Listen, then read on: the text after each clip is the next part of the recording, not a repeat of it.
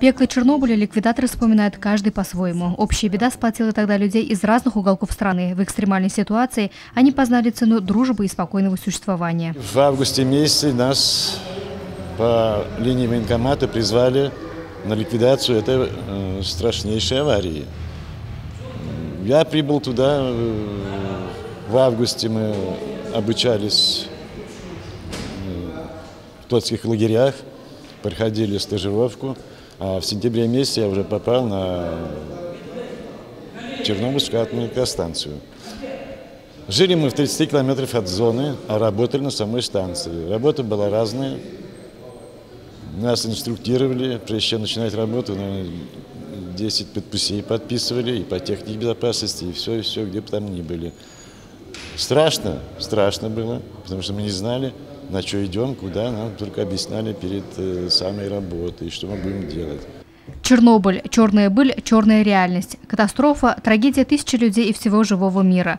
Припять, 26 апреля 1986 года. Это день, когда мирный атом вошел в каждый дом. Катастрофа унесла тысячи жизней и покалечила миллионы судеб. В результате почти 42 тысячи квадратных метров территории Украины, более 57 тысяч территории Российской Федерации и около 46 тысяч Беларуси подверглись радиоактивному загрязнению.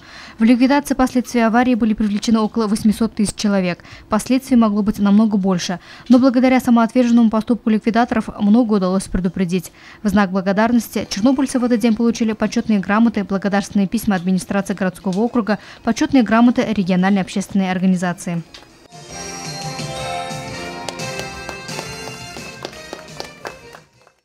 Главным для этих людей на тот момент было спасение человеческих жизней и работа. О льготах, о собственной безопасности никто и не думал. Тогда все руководствовались тем, что это надо – помочь станции, попавшей в беду, и значит самим себе. С экстремальной командировки возвращались с чувством исполненного долга. До Чернобыля на здоровье не жаловался никто. Все произошло потом. Стали мучить головные боли, ныть кости, появились проблемы со сном. Но несмотря на все это, чернобыльцы не унывают. Привычка находить во всем хорошее появилась у этих людей именно после тех событий. Там они поняли, что пока есть возможность радоваться чему-то, нужно это делать. Всем бы так относиться к жизни, но только без опыта экстремальных ситуаций. Луиза Мустафина, Игорь Хамитова, Дамир Хайбулин, телекомпания СТВ.